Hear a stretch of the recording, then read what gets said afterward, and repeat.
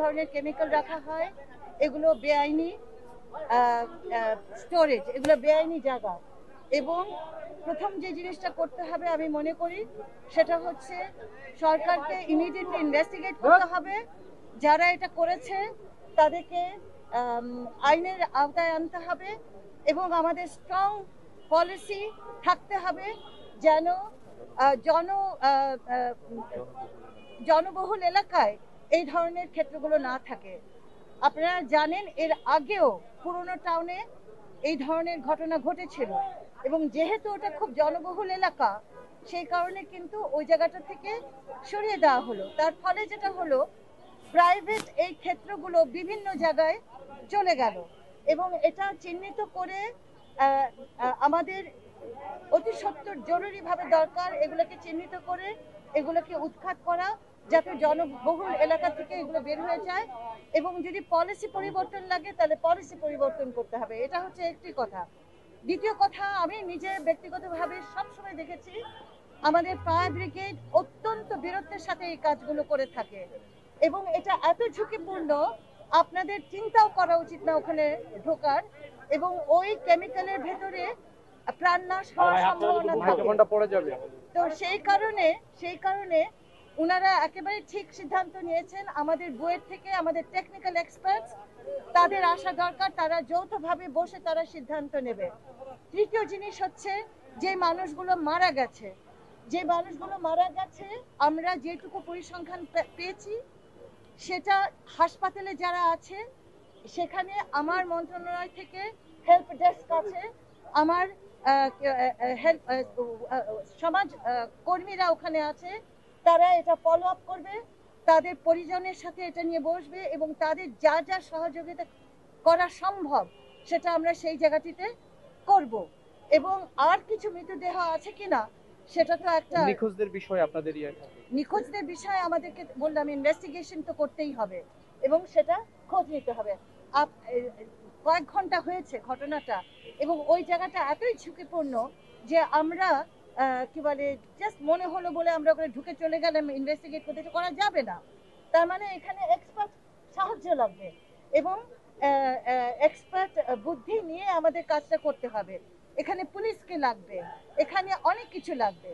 তো এই জায়গাটার জন্য আমার মনে হয় যে ওনারা যে তৎপরতার সাথে করেছেন, আমি চাই যে আমরা অন্তত ওনাদেরকে সেই কৃতজ্ঞতা জায়গা থেকে ওনাদেরকে ধন্যবাদ জানাই।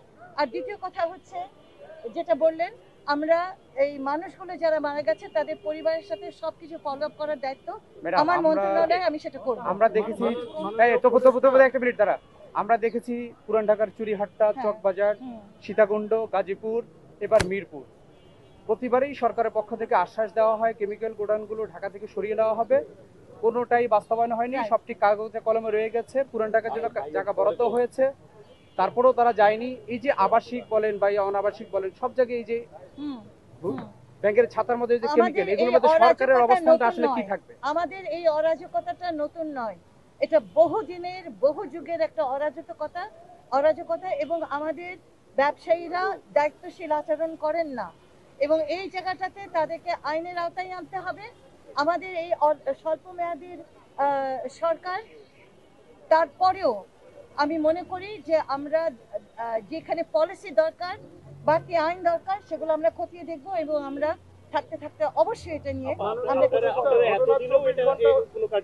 এতদিন বললে তো হবে না। আমাদের অনেক অনেক অনেক ইস্যু, আমাদের একটা ইস্যুস না, আর আমাদের কাজ তো চলমান। আলোচনা যে হচ্ছে না তা তো না, এবং ওনাদের সাথে ওনাদের পরামর্শ কেমিক্যাল পল্লী তৈরি করা হয়েছে বিভিন্ন জায়গায়। মালিককে গ্রেফতারের বিষয়ে কোনো সরকারের কোনো ইয়ে থাকবে? সেই কথাই আমি বলছি যে সেই ডেস্ক আছে এখানে ঘটনা 24 ঘন্টা পার হলো, এখনো নিখোঁজ যারা রয়েছেন তাদের তালিকার জন্য ঘটনাস্থলে এখনো কোনো ডেস্ক নাই। আমি কিন্তু সমাজ সেবার কাজ নিয়ে কথা বলতে এসেছি এবং সমাজ সেবার একটা দায়িত্ব আছে আমার জুরিসডিকশনে, যেটা আমি সেটা করছি। আমি আজকে স্টেটমেন্ট দিব বলে এখানে আসিনি, আমি বুঝতে এসেছি আমার কি করণীয় এবং সেটা আমি দ্রুত করতে চাই। আর যেটা হয়নি বা হওয়া উচিত বা হওয়া দরকার সেটা আমি নিশ্চিত এটা হবে এবং সরকারের জায়গা থেকে সরকার সেই অবৈধ তৎপরতা কেমিক্যাল যারা গুদামজাত করছে যেসব ব্যবসায়ীরা তাদের বিরুদ্ধে সরকারের অবস্থান কি থাকবে? আমি মনে করি যে গভর্নমেন্ট এটাকে কোনোভাবেই ছাড় দেবে না এবং এটা মানুষের জীবনের জন্য হুমকি হয়ে দাঁড়াচ্ছে, ক্রমশই এটা খুব খারাপ দিকে যাচ্ছে এবং এটা অবশ্যই এটা এই জায়গাগুলো থেকে এগুলোকে সরাতে হবে।